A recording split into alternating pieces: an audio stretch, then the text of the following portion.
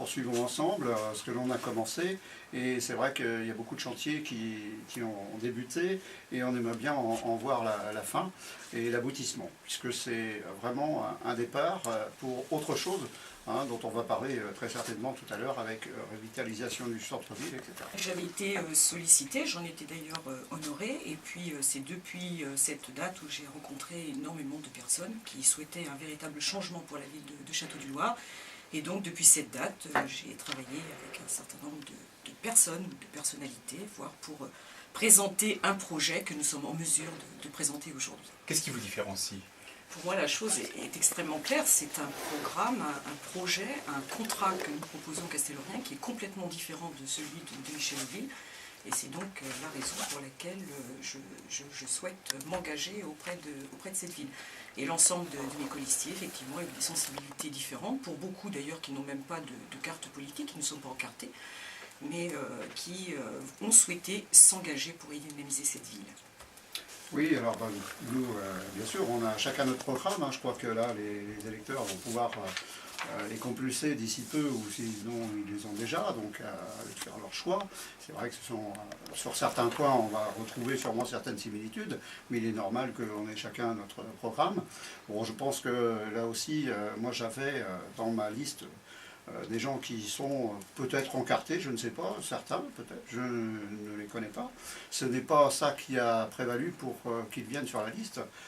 Ce que j'aurais demandé, c'est d'adhérer au projet que l'on avait, qu'on faisait ensemble, et à partir de là, de partir sur ce projet. Est-ce que vous pouvez nous expliquer un petit peu pourquoi vous avez mis si longtemps à vous lancer dans la course et on a encore l'impression que vous êtes à peine en campagne? Alors ça, ce sont des retours que nous, on a des Casteloriens, c'est pas quelque chose que j'invente. Oui, je pense que ça se comprend quelque part. Hein. À partir du moment où on est aux affaires, on n'a pas la même sensibilité. On n'est pas en liberté totale. Hein, et même, c'est un peu pour ça que peut-être on n'est pas parti aussi rapidement. Il est vrai que d'abord, il faut effectivement se mettre dans la peau, hein, et continuer parce que on a, vous savez, le travail d'un maire, c'est quand même prenant. Et je crois que quand on est dedans, on n'a pas toute la liberté pour effectivement faire campagne. Bon, maintenant, je pense qu'on est parti, c'est vrai. Tardivement, je ne sais pas. Moi, j'ai annoncé au mois de juin ma candidature. Bon, après, il est vrai que je voulais absolument être certain d'avoir autour de moi aussi une équipe qui soit prête à repartir. Il fallait déjà que les Casteloriens le sachent, et puis c'est surtout un gros travail pour faire ce projet depuis plus d'1 an. C'est pas quelque chose qui est sorti comme ça quelques semaines avant la déclaration de candidature.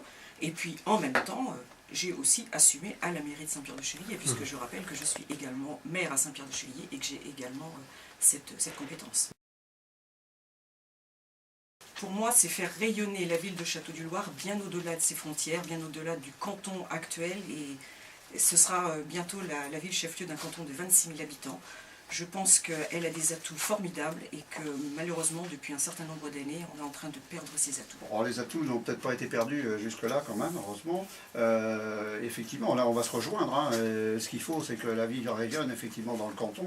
Je pense que le nouveau canton aura besoin d'une ville-centre importante et dynamique. Je crois que les travaux sont bien partis, c'était nécessaire. Hein, je pense qu'il y avait tous les réseaux à refaire. Donc ça c'était c'était le cœur de ville qu'on voulait relancer avant de pouvoir effectivement continuer sur la revitalisation du centre-ville et du commerce local. Le réaménagement de la ville n'est donc qu'un début. C'est un début. C'est comme ça qu'on l'a voulu. C'était le point de départ de la revitalisation. Et je crois que c'était obligatoire. C'est vrai que c'était un peu terne. Les arbres étaient quand même assez anciens, et même si on pense qu'il ne fallait pas les abattre, si quand même, parce que je pense qu'il y aurait eu des arbres qui seraient tombés tout seuls. Donc il faut absolument qu'on ait une image un peu plus moderne du centre-ville. L'aménagement de la place était bien sûr quelque chose d'indispensable, mais ça ne suffit pas à la redynamisation ou l'attractivité du centre-ville.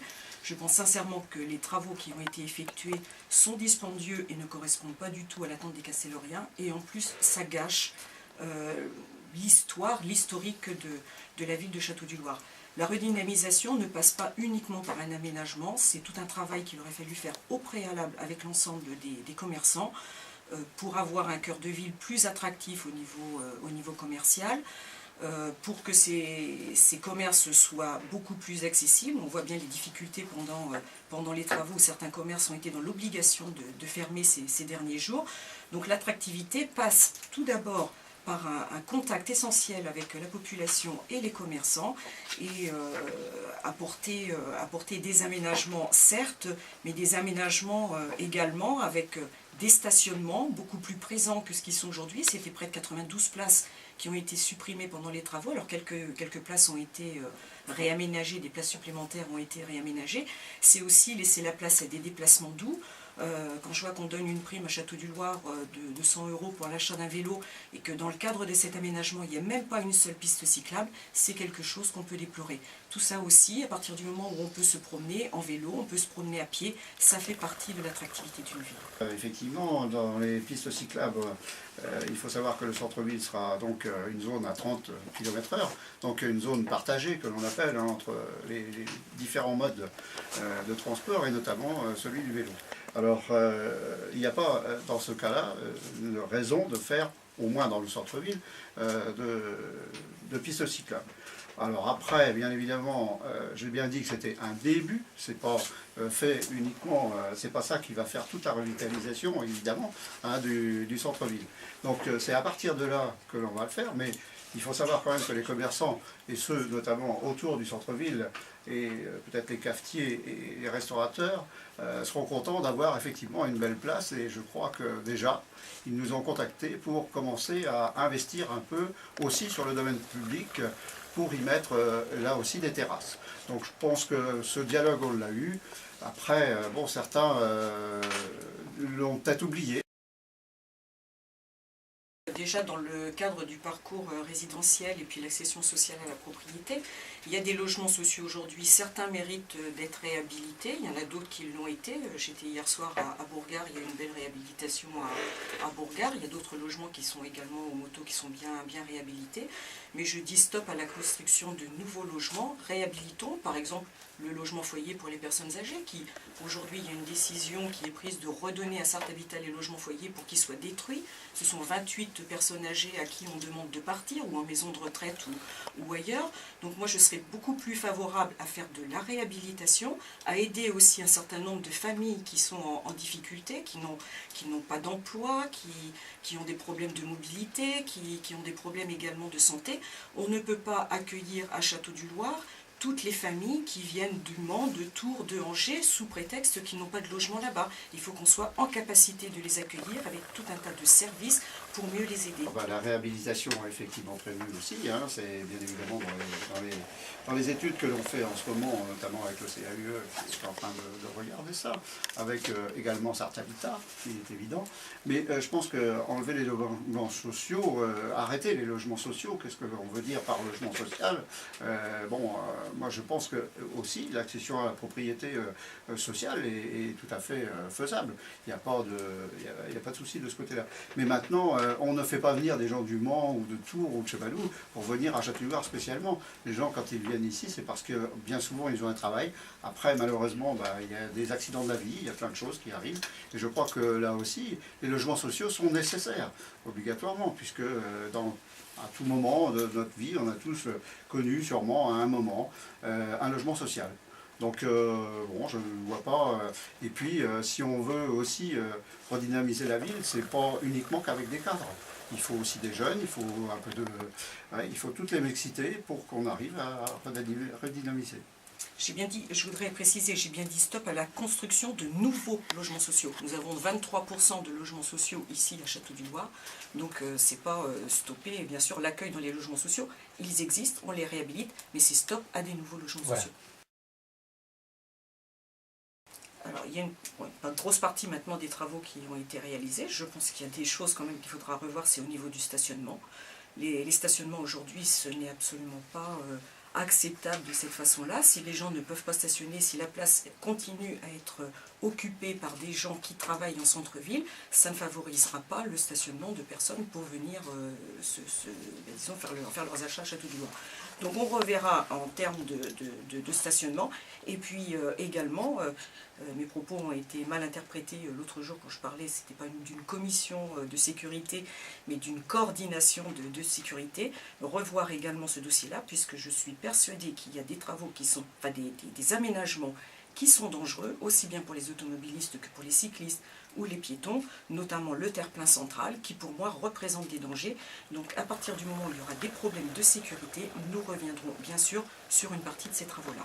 Tout ce qui est esthétique qui ne plaît pas, ben, tant pis, ça restera comme ça. Malheureusement, on ne va pas casser, histoire de dire ça ne nous plaît pas. Mais ça ne nous empêche pas de le déplorer. Le terre-plein central, problème de sécurité routière ou non, pour vous, Michel Leville? Non, à partir du moment où c'est une zone justement à 30 à l'heure, c'est pas une rue hein, à 60 ou à 50. C'est effectivement ça que l'on va faire. En plus, il va y avoir sur chaque traversée de piétons des plateaux surélevés. Donc vous voyez, pour vraiment casser la vitesse. Donc je ne pense pas que là il y ait de soucis. La commission de sécurité, comme disait Madame Pavie, qui est en fin de compte la commission aussi travaux qui pioche là-dessus, a tout à fait donné raison à ce que l'on faisait. En plus, l'architecte nous l'a aussi validé. J'ai eu on a toutes les autorisations nécessaires, donc je ne vois pas où est le problème. S'il y a réellement un problème, bah, ça m'est vraiment passé à côté là, hein, mais je ne le vois pas. Il faudrait peut-être attendre un peu que tout soit terminé hein, avant de porter un jugement, parce que je crois que là, un chantier, c'est jamais joli. J'en ai pas vu de beau. Il est beau que allez, je dirais 6 mois après sa fin, et là, à partir de là, on pourra juger. Mais aujourd'hui, je crois qu'appeler ça un abreuvoir à girafe, moi je veux bien, mais enfin bon, d'abord, ça restera comme ça un petit moment. Ouais. Pour le commerce local, ben, c'est avant tout avoir un animateur au niveau du commerce local, dans le cadre de la mission économique, de manière à prévoir les reprises et transmissions de commerce. On ne peut plus accepter des fermetures brutales de commerce parce que sous prétexte qu'ils sont aux normes. C'est donc travailler avec eux et les chambres consulaires de manière à ce qu'ils puissent connaître toutes les aides dont ils peuvent bénéficier pour obtenir les aides de mise aux normes. Donc c'est plutôt de l'animation, c'est également créer des événementiels de façon assez régulière pour que les gens qui n'ont pas l'habitude de se rendre dans ce commerce de centre-ville, qui vont plutôt dans les grands centres commerciaux, puissent avoir un intérêt à venir partager le moment de convivialité et surtout de grandes compétences de ces commerçants locaux. Enfin, quand on dit fermeture immédiate des commerces, pour apparemment règles de sécurité, malheureusement, quand on en arrive là, c'est qu'on a déjà fait quelque chose avant et qu'on a déjà vu les commerces. Il n'y en a pas beaucoup quand même qui ferment immédiatement, à part un qu'on connaît tous, hein, le Grand Hôtel, pour ne pas le citer. Et la boucherie dans le Bas-de-Ville.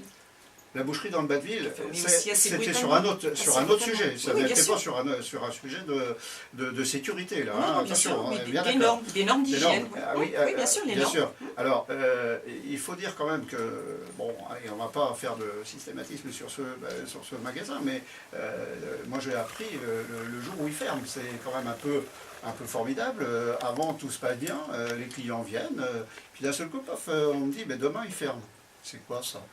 Alors bon, malheureusement, je ne vais pas chez ce boucher, je vais chez d'autres, mais bon, malheureusement, je n'ai pas allé depuis longtemps chez lui, et là, d'un seul coup, je pense que là, malheureusement, même si on avait un animateur et que les gens ne nous disent pas, on ne peut pas savoir.